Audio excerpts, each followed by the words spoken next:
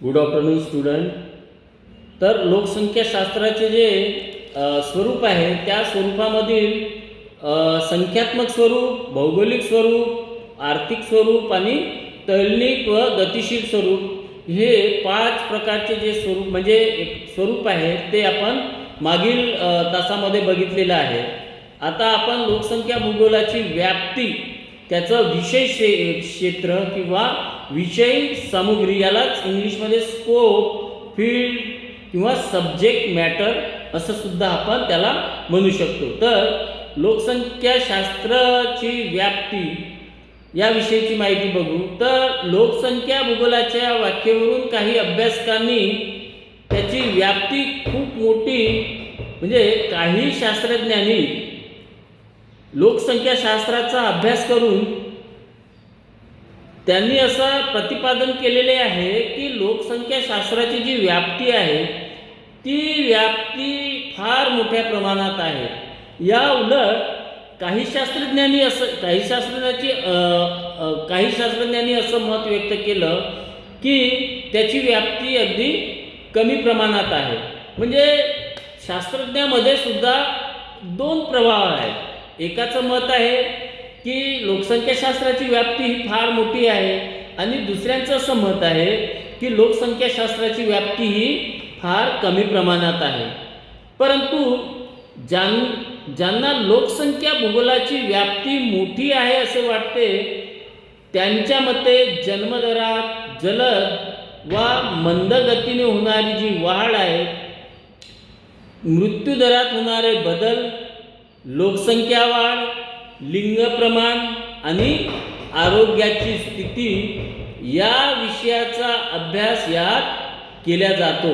लोकसंख्याशास्त्रात कशाचा अभ्यास केला जातो तर मृत्यूदरामध्ये होणारे बदल, लोकसंख्येची वाढ, लिंग गुणोत्तर, आरोग्याची स्थिती, लोकांच्या आरोग्याची स्थिती या विषयाचा अभ्यास या शास्त्रामध्ये केला जातो.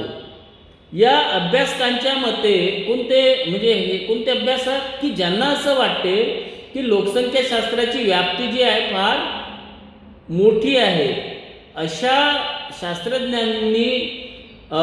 शास्त्रज्ञांना काय वाटतं की यामध्ये मृत्यूदरात होणारे बदल, लोकसंख्या वाढ, लिंग प्रमाण आणि आरोग्याची स्थिती या विषयाचा अभ्यास होतो. या अभ्यासकांच्या मते लोकसंख्या भूगोलात अनेक आर्थिक समस्या आहेत.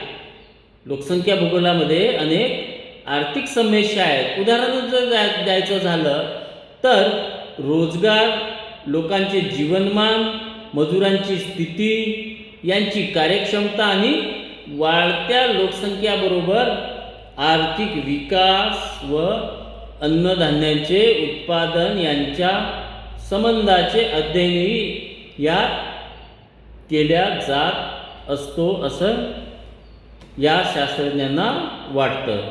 मग लोकसंख्या भूगोलात सामाजिक समस्याकडे पाहता या अभ्यासकांच्या मते लोकसंख्याशास्त्रात विविध समस्या, उदाहरणार्थ कोणती समस्या, वैवाहिक स्थिती, लोकसंख्येची संरचना, धर्म आणि साक्षरता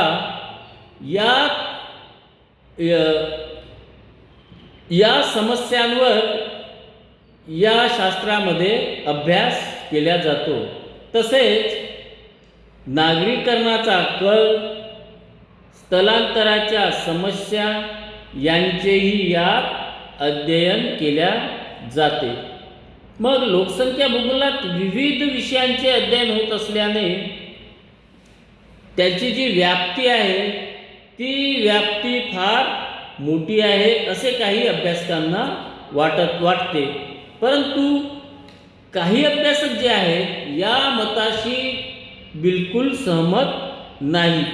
कारण त्यांच्या मते लोकसंख्या भूगोलाची जी व्याप्ती आहे ही व्याप्ती मर्यादित आहे असं त्यांचं मत आहे. या महाशयांमध्ये कोणाचा समावेश होतो, म्हणजे जे लोकसंख्येची व्याप्ती अत्यंत अल्प किंवा कमी आहे असे म्हणणारे कोणते शास्त्रज्ञ आहेत तर यामध्ये हाउसर व डंकन या शास्त्रज्ञांनी अशी मते मांडलेली आहेत की लोकसंख्या भूगोलात निरनिराळ्या विषयाचे अध्ययन करता येत असले तरी याचा अर्थ यात सर्वच विषयांचा अभ्यास केला गेला पाहिजे असे नाही. बरोबर आहे. म्हणजे याची डंकन आणि हौसर काय म्हणतो की लोकसंख्याशास्त्रात निरनिराळ्या विषयांचे अध्ययन केल्या जात असते किंवा करण्यात येते, परंतु या सर्व विषयांचं अध्ययन लोकसंख्याशास्त्रात केलेच पाहिजे असं काही कंपल्सरी नाही. बरोबर आहे.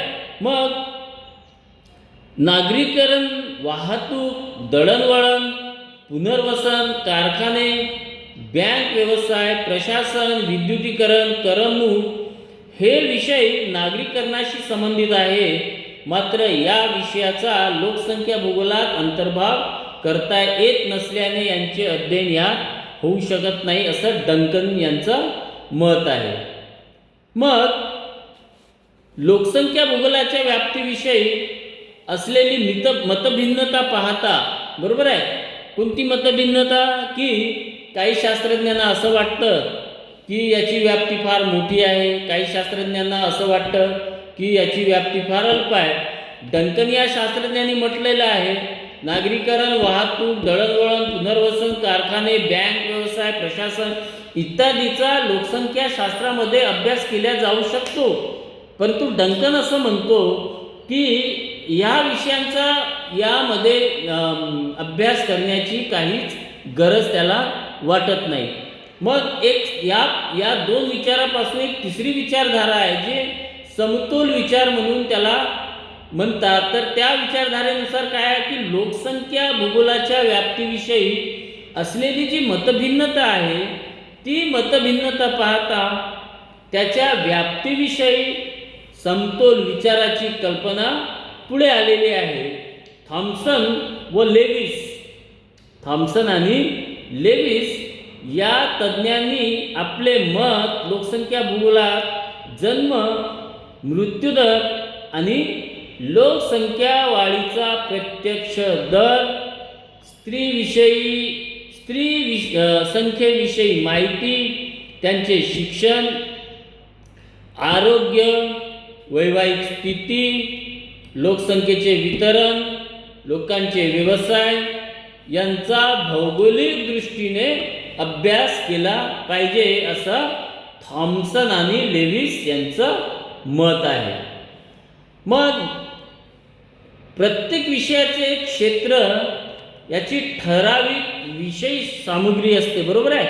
लोकसंख्येची एक विषय सामग्री असते किंवा त्याचे एक ठराविक क्षेत्र असतं, म्हणजे लोकांशी रिलेटेड एकंदरीत भूपृष्ठावरील संपूर्ण खंडातील जी लोकसंख्या आहे त्याविषयीची जी माहिती आहे त्याचा अभ्यास लोकसंख्याशास्त्रात केला जातो. भूरूपांचा अभ्यास भूरूपशास्त्रात केला जातो आणि हवामानाचा अभ्यास हवामानशास्त्रात केला जातो. म्हणजे प्रत्येक विषयाचे एक विषय क्षेत्र आहे आणि ठराविक त्या विषयामध्ये त्या विषयासंबंधीचा अभ्यास केला जातो. लोकसंख्या भूगोल हा एक असा विषय आहे की त्याला स्वतःची विषय सामग्री आहे. बरोबर आहे. कारण लोकसंख्याशास्त्रामध्ये सागर विज्ञानाचा अभ्यास केला जातो का नाही, तर लोकसंख्याशास्त्रामध्ये केवळ लोकांशी संबंधित जे काही बाबी आहेत त्या सर्वांचा अभ्यास लोकसंख्याशास्त्रात केला जातो. मग बाकीच्या विषयासाठी बाकीचे शास्त्र आहेत, बरोबर आहे की नाही, पण लोकांच्या संबंधित जे काही प्रॉब्लेम्स आहेत त्या सर्व घटनांचा किंवा प्रॉब्लेम्सचा अभ्यास हा लोकसंख्याशास्त्रात केला जातो. त्यामुळे विषयाची सामग्री मोठी आहे. लोकसंख्या भूगोलाची व्याप्ती किंवा त्याची विषय सामग्री पुढील प्रमाणे सांगता येईल. उदाहरणार्थ लोकसंख्येच्या वितरणाचा अभ्यास, लोकसंख्येच्या घनतेचा अभ्यास, लोकसंख्या वाढीचा अभ्यास, लोकसंख्या स्थलांतराचा अभ्यास, लोकसंख्येची संरचना, ग्रामीण नागरी संख्येचे अध्ययन आणि लोकसंख्या व साधन संपत्तीचा अभ्यास, हे सर्व घटक आपण नंतर पुढील तासामध्ये घेऊ. तुर्तास आपण थांबू. Okay, thank you.